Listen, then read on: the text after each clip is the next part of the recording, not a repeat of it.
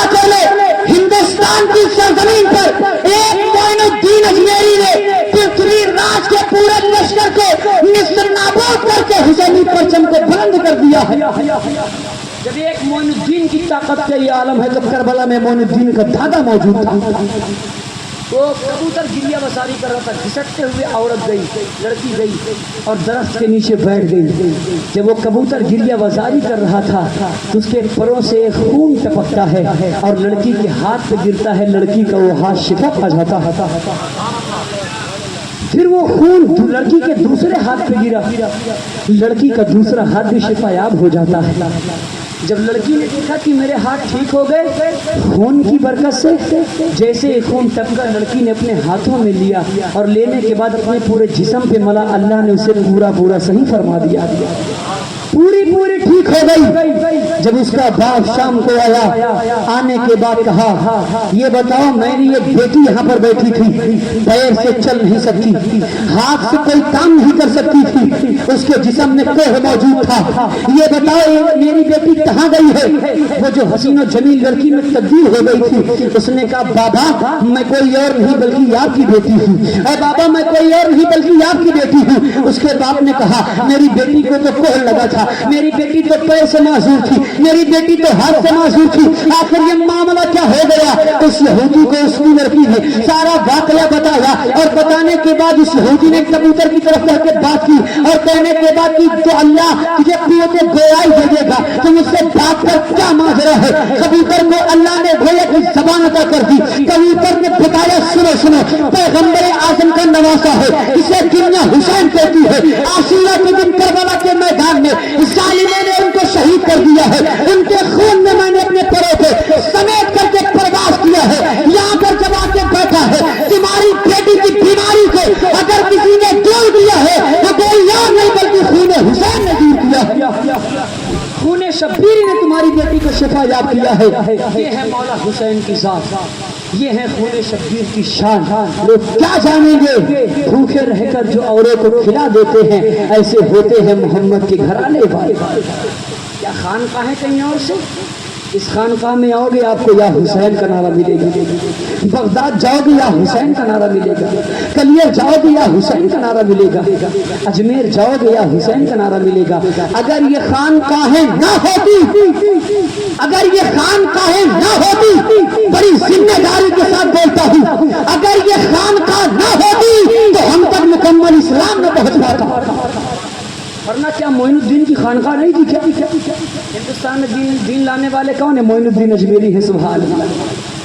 اب میں اپنے رخ کو موڑتا ہوں، اپنے گفتگو کو سمیٹتا ہوں اور آپ سے پوچھنا چاہتا ہوں کہ آدھے رات کی اس تاریکی میں بیٹھ کر کے ذکر حسین سننے والوں، اب میں آپ سے پوچھنا چاہتا ہوں، کربلا میں امام کو تیر لگا، کربلا میں امام کو برچھی لگی، کربلا میں امام کو زخم لگے، آپ نے پڑھا ہے، آپ نے سنا ہے، وہاں تیر چلانے والے یزید کے سپاہ تھے، وہاں تیر چلانے والے ظالم تھے، وہاں نیزہ مارنے والے ظالم تھے، وہاں تلوار چلانے والے دین کے دشمن تھے۔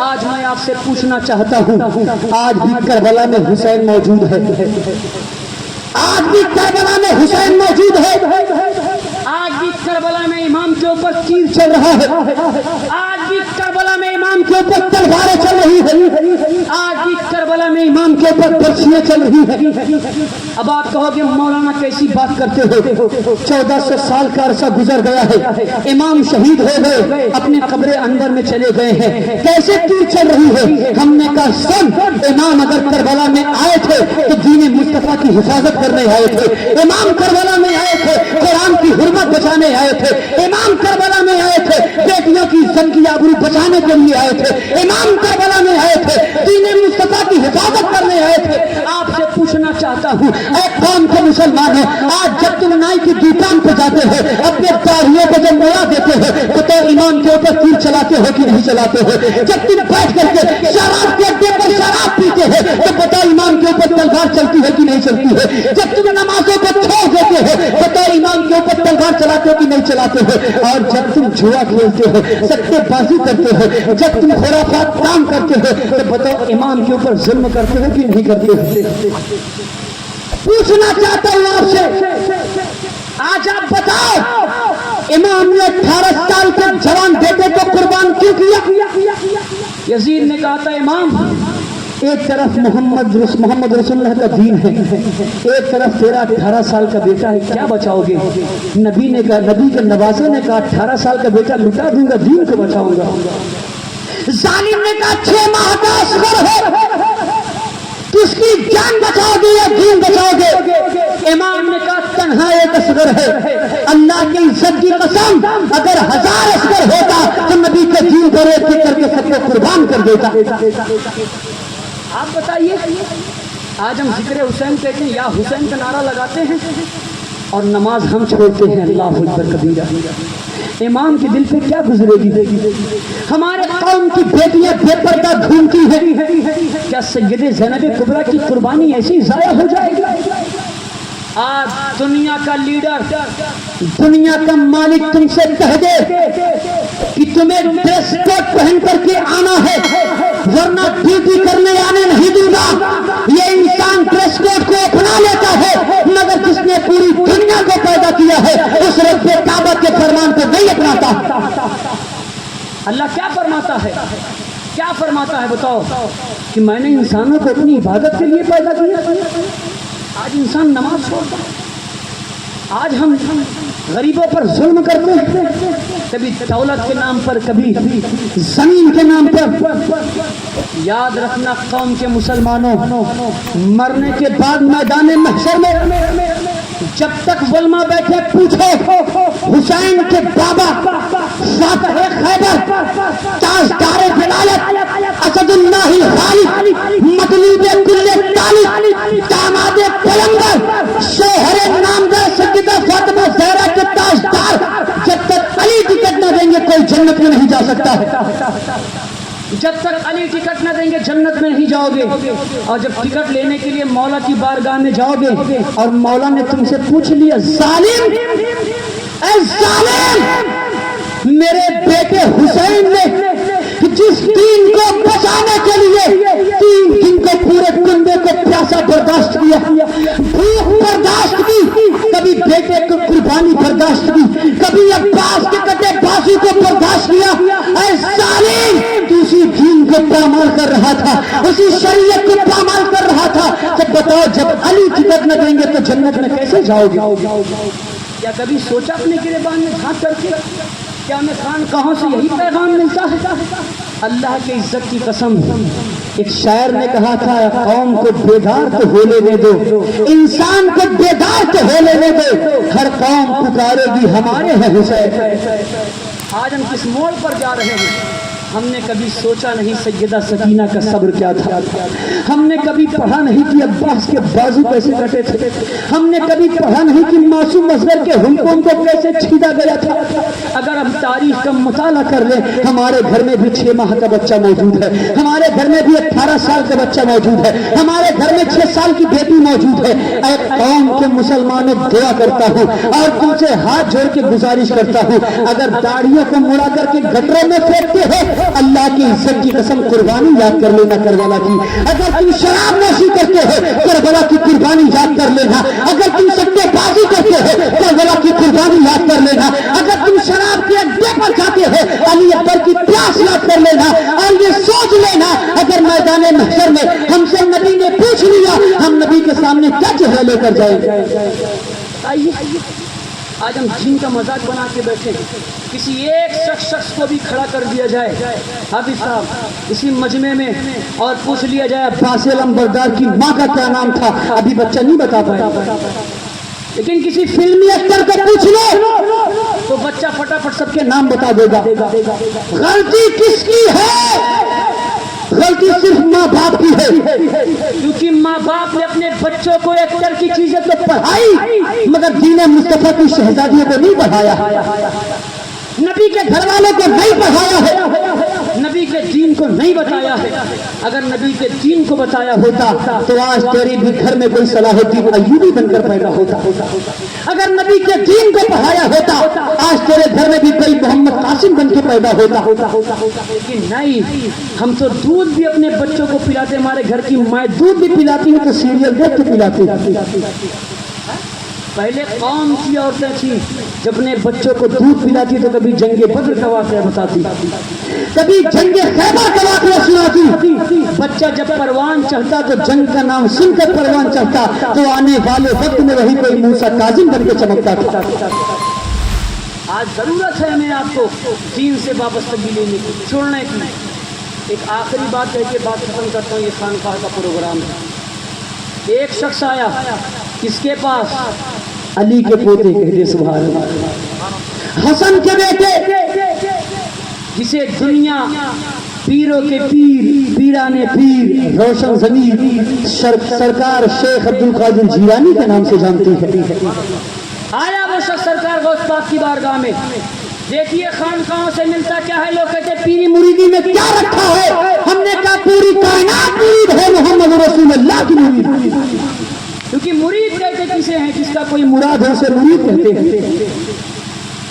آیا غوث پاک کی بارگاہ میں اور آنے کے بعد کہا حضور مرید ہونا چاہتا ہوں. سرکار غوث پاک فرماتے بڑی اچھی بات ہے, مرید ہو جا. کہتے سبحان اللہ, تب مرید ہو جا. اس نے کہا نہیں سرکار, میری 2 شرطیں ہیں. کتنی شرطیں؟ کتنی شرطیں؟ 2 شرطیں ہیں. سرکار غوث پاک نے فرمایا بتا کون سی شرطیں ہیں. اس نے کہا حضور پہلی شرط تو میں چوری کرتا ہوں, چوری نہیں چھوڑوں گا. سرکار غوث پاک نے کہا اچھا تب دوسری بھی بتا دے کیا. اس نے کہا دوسری یہ ہے کہ میں کبھی نماز نہیں پڑھتا ہوں. سرکار غوث پاک فرماتے مرید عبد القادر جیلانی کا نماز نہیں پڑھے گا. اس نے کہا کچھ بھی ہو, میں نے سنا ہے یہ درے مولا کائنات ہے, یہاں سے کوئی خالی نہیں جاتا, میں تو مرید ہو کے جاؤں گا. سرکار غوث پاک اس کو کیا پتا تھا کس سے ملاقات کرنے آیا ہے, جو ایک وقت میں 70 مریدوں کے گھر جایا کرتے ہیں. اس ذات کی بارگاہ میں آیا, کہا اچھا ٹھیک ہے تیری 2 شرطیں مانو گا, میری ایک شرط ہے. اس نے سوچا کہ یہی میری 2 شرط بڑی ٹف ہے, کہ چوری کرتا ہوں دوسرا نماز نہیں پڑھتا, یہی تو بڑی ٹف میری شرطیں ہیں, چلو پوری مان لیتا ہوں. ایسا ہے میں آپ کی ساری شرطیں مانوں گا. غوث پاک نے کہا ساری مت مان, صرف ایک شرط میری مان لے. بڑا خوش ہو گیا. اس نے کہا بتاؤ کیا شرط ہے. غوث پاک فرماتے ہیں کہ جب بھی اذان کا وقت ہوگا تو اذان دے دیا کر. کیا فرمایا؟ جب بھی اذان کا وقت ہوگا تو اذان دے دینا. اس نے وعدہ کر لیا, توڑ نہیں سکتا وعدہ عبد القادر جیلانی سے ہوا. وعدہ کر لیا, ہاتھ پہ ہاتھ رکھ لیا, مرید کر لیا غوث پاک نے. اب گیا گھر, جیسے ہی گھر پہ بیٹھا ظہر کی اذان ہونے لگی, کھڑے ہو کے اذان دینے لگا. پھر تھوڑا سا ادھر ادھر کیا, عصر کا ٹائم ہو گیا, عصر کی اذان دینے لگا. پھر مغرب کی, پھر عشاء کی, پھر فجر کی. بیوی پریشان, کہا لے دے کے اذان ہی دو گے یا نماز ہی پڑھو گے. کہا لے دے کے اذان ہی دو گے یا نماز ہی پڑھو گے, کھانا ختم چوری کب کرو گے. اس نے کہا کیا کروں خاتون, وقت نکالتا ہوں, اذان کا ٹائم ہو جاتا. توڑ نہیں سکتا وعدہ عبد القادر جیلانی سے کیا ہے, توڑ نہیں سکتا وعدہ عبد القادر جیلانی سے کیا ہے. بڑی محنت و مشقت کے بعد ایک ٹائم نکالا 12 بجے کا, کہ 12 بجے جاؤں گا, 1-2 گھنٹے میں چوری کروں گا, واپس آؤں گا, فجر کی اذان دے دوں گا. لیکن دل بدلنے والی ذات پروردگار کی. گیا ایک مال والے گھر میں, سخی کے گھر میں کود گیا, جہاں درہم و دینار مال و زیورات رکھے تھے اس کمرے میں گیا. جب اتنی دولت دیکھا تو وقت کا بھول گیا کہ وقت کیا ہونا ہے. کبھی یہاں مال سمیٹتا ہے, کبھی وہاں مال سمیٹتا ہے, کبھی وہاں مال سمیٹتا ہے, کبھی وہاں مال سمیٹتا ہے. جیسے ہی مال سمیٹتا رہا اچانک کیا دیکھتا ہے, فجر کی اذان ہونے لگتی ہے. فجر کی اذان کا ٹائم ہو گیا. وعدہ توڑ نہیں سکتا شیخ عبد القادر جیلانی سے کیا ہے، نہیں توڑ سکتا وعدہ۔ اب کیا کرے، اب تو پھنس گیا، گھر بھی دوسرے کا ہے، چوری کرنے آیا ہے، اذان نہیں دے گا تو وعدہ ٹوٹے گا، اذان دے دے گا لوگ جاگ جائیں گے، اسی کشمکش میں پڑا ہے، لیکن اللہ نے دل کی دریا بدل دی، فوراً کھڑے ہو کر اذان دینے لگتا ہے۔ اذان دینے لگا، جیسی اذان سے فارغ ہوا کیا دیکھتا ہے، گھر کے سارے لوگ جاگ چکے تھے، سبحان اللہ، سارے لوگ جاگ گئے۔ گھر کے لوگوں نے کہا حضرت آپ اذان دے رہے میرے گھر میں، آپ اتنے نیک انسان میرے گھر میں اذان دے رہے؟ ابو ہکا بکا رہ گیا، میں تو چوری کرنے آیا تھا، میں کسی کے گھر میں اذان کیا دوں گا؟ جب سب لوگ وضو بنانے لگے تو اس نے سوچا جب تک یہ وضو بنا لو سنت پڑھ کے نکل دوں یہاں سے۔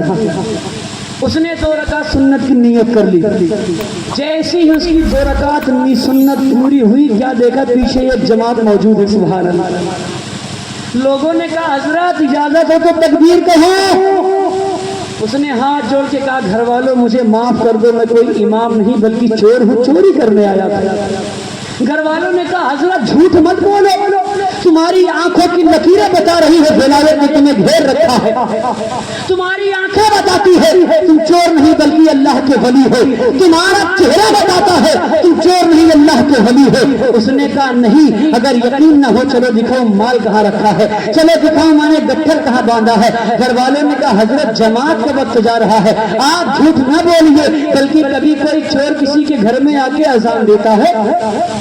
کیا کبھی کوئی چور کسی کے گھر میں اذان دیتا ہے؟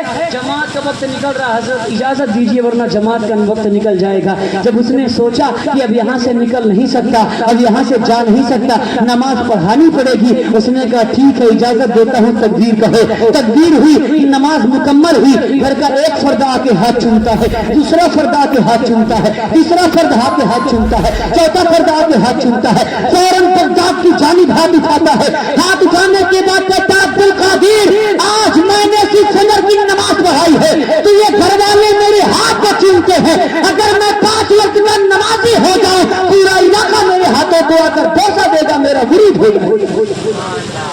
یہ ہے غوث پاک کی شان۔ پہنچا بابو شیخ سرکار غوث پاک کی بارگاہ میں اور کہا مان گیا عبد القادر جیلانی، مان گیا، میں نے تم نے میری 2 مان کر کے نہ پھنسے، میں تمہاری 1 مان کے پھنس گیا۔ سرکار غوث پاک فرماتے ہیں اللہ نے تجھے ولایت سے سرفراز فرما دیا۔ یہ ہوتا ہے تیری مریدی کا کرشتہ۔ کیا سوچتے ہو خانقاہیں ایسے ہی ہوتی ہے؟